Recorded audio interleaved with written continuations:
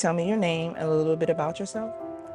My name is Apostle Kemley Whiteside. I reside in New Jersey with my husband and our children. We have 5 children together. I am a founder and CEO of nonprofits and for-profit organizations, along with a ministry that we founded as well, serving our communities. So my entire history is really just serving communities, especially people who are underdeserved, disabled, and of course, domestic violence as well. When I say domestic violence, what is the first thing that comes to mind? Trauma, hurt, pain. It's a common denominator for anyone who has experienced it, and also someone who may be experiencing something that they don't even understand at the moment. Trauma becomes something that most people don't identify automatically because of their surroundings, their atmosphere, the demographics of where they are. Ultimately, they look at it and say, oh, this is normal. But it is very traumatic experiences. How did you meet your abuser, and what was the relationship like in the beginning? I always hear the word abuser and it always fringes. You always feel like it is so dramatic and traumatic to hear it, but it's the reality of it. A lot of abusers are victims themselves. So oftentimes they already had experienced various issues or traumas that ultimately end up becoming their norm. So when they're dealing with someone else, they look at it like, if I'm doing this, this is normal. My situation was very, very traumatic and also very scary, especially because when we met, it wasn't exactly that. We never experienced that at first. It took around 5 years or so afterwards to really figure out there was an issue there. And a lot of the issues really began more with alcoholism. So a lot of times when people are experiencing like an abuser, they either have alcohol, drugs, or some type of substance abuse themselves. And they eventually turn it over to the other person with their anger and traumas. So our meeting was not like that at all. It was beautiful. It was a very good experience. It just turned really ugly at the end. Do you feel comfortable sharing an incident that you experienced? One of the incidents I can say that was very difficult for me is, there were several ones, but I think the first one that really made me realize that something was completely off, it was because we had went to celebrate my birthday, and in that particular year we went out, we were having a good time, we had friends around us, and you're dancing, you're having a good time, and people are drinking. Then all of a sudden someone is stepping on someone's toes, pushing people around, and of course when you're at a club and you're dancing, having fun, people don't want you to mess with them. So I was basically telling the person like, hey, you're disturbing someone else and they're getting ready to get really wild in here. And the moment I said that, it's like something turned on. It was like a switch. And eventually the individual decided to, push me and tell me to get out, like, let's, leave. And I was like, it's actually my birthday, like I'm celebrating. But in order to make the peace, I decided to walk out of that establishment with that venue. As I was walking out, I realized that I was shaking. I was already nervous because I did not know the result that it will turn out to, because he was behind me. So at the end of the day, I started looking at myself rolling over, like dragged into a parking lot. At the parking lot, as I was being dragged, there was a cop who was actually off duty, and he saw it. There was really no one in the parking lot at the time. And the cop was off duty, and he automatically said, hey, what are you doing? Like, you're dragging this person on a concrete floor in circles. Like, are you crazy? And he could tell that automatically, like, you're already, intoxicated. Something here doesn't feel right. And he asked me several times, like, are you okay? Do you want to go home? Are you able to drive? I wasn't living too far, so it was like a 10-minute drive. I wasn't in the best condition to drive. I didn't feel comfortable to do so, but in order to get away from the situation, I jumped in the car. I was shaking, crying, hysterical, and I was left to just be by myself. As I got home, the nanny that I had hired for our children at the moment, She looked at me and she was like, oh my God, you're like bleeding and things are like looking funny on you. And I was like, yeah, another incident happened. And she said, another one? Like, how much longer will you stay in this? And believe it or not, I still stayed after that. So the incident after that is when I really said this was enough. I ended up sleeping with a knife under my pillow. And when he tried to attack me, that's when I said, if you come closer, something is going to happen this time. I'm really not playing. And that was the end of me realizing that this was not the norm. I needed to walk away from this. What were you afraid of that would happen if you did leave?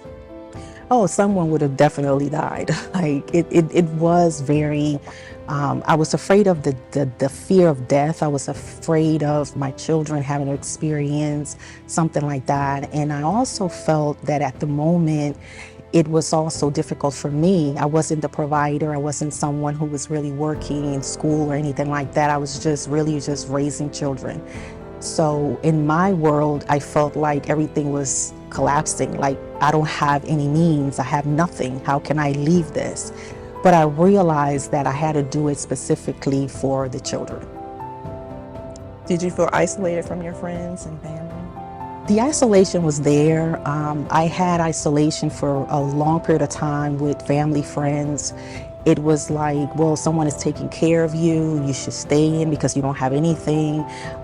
We're not going to really agree with this decision you're making. So it's very lonely when you are surrounded by people that haven't experienced certain things that you have. And perhaps they had experiences in different ways.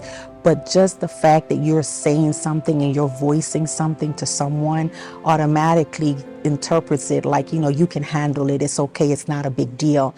What someone may not think is a big deal for them, it is for you. And I realized that that timing, I was very vulnerable because I did not have solutions. I didn't have a plan. I did not know like left from right. I was really very, very young. I also did not understand really what was happening because it wasn't the story how it really started. But I knew that it was affecting me. And at that point, I just had to walk it out. But I did have some very good friends. Till this day, there are very good friends that came to my rescue and said, you know what, whenever you're ready, we're here for you. And would you consider that being your biggest barriers, the things that you basically had experienced? Yeah, the barriers are often when you don't have any money, when you don't have access to things that can get you on your feet. You're depending on someone or you're codependent of other people. Like people tend to look at the domestic violence like, well, if it happens, you can just leave. And it's easy to say that. But when you're by yourself and you're literally dealing with different obstacles and barriers, whether it's job-related situations, a home, a place to live, or anything, you do not see it like other people do because they're not in it. So my goal was to get myself together, right? And that was really how I felt like if I get myself together, I can get out of this. That probably was not going to happen overnight. So there had to be some strategies and plans that I took in place, which was really depending on my friends and saying, look, I may have to be able to borrow from you, do whatever I need to do to be able to be helped. Otherwise, I don't think a lot of people realize you can't get out of something that easy just because of the circumstances you have. And why did you stay? At the moment that I did stay, it was again, the kids. I felt also that I didn't have anything. At the moment, I didn't understand also what was happening, but I also realized that my foundation was very much centered with like, okay, I believe in God. I know who He is. I know He doesn't like divorce or these different things and going through all that. So I did not realize that a lot of things that I was experiencing really was not biblical. Like this not in the Bible. Like you shouldn't have to sit here and go through this just because you want to have the appearances or you're avoiding the comments of the people and the things that are being done to you. So I knew that staying was a safe place at the moment because of the circumstances, but it really never looked safe. What resources or support system helped you get out? My best friends. I had several ones that were there for me. They were also not in the best position themselves financially to really do anything for me, but they put together resources. I ended up finding a place, and I had a restraining order. I kind of started to say, okay, I think I can do this. I found me a job. Um, Very minimum wage at the time, and I was like, I think I can do this. And of course, having to start that plan, it sort of kind of gave me the strength to say, you know what, I think I can handle this. It was very hard, but at the same token, I felt like it would have been the best thing I would have done. If you could speak directly to a younger self, what would you say? Run. Run. Run for your life. Your life is valuable. At the time, I experienced a lot of things as a young girl, so I did not realize that what I was experiencing meant just running for your life, taking care of you, focusing on yourself. I knew that my beginnings started very rough, and also realizing that when you go through abuse in all levels, physical, mental, emotional, I'm a rape survivor, a cancer survivor, a Lyme disease survivor, you have so many things going on. At the moment, you're just saying, okay, what would I have done differently? And oftentimes you really don't have any answer for what you would have done differently, because you weren't surrounded in areas or with people that could coach you, mentor you.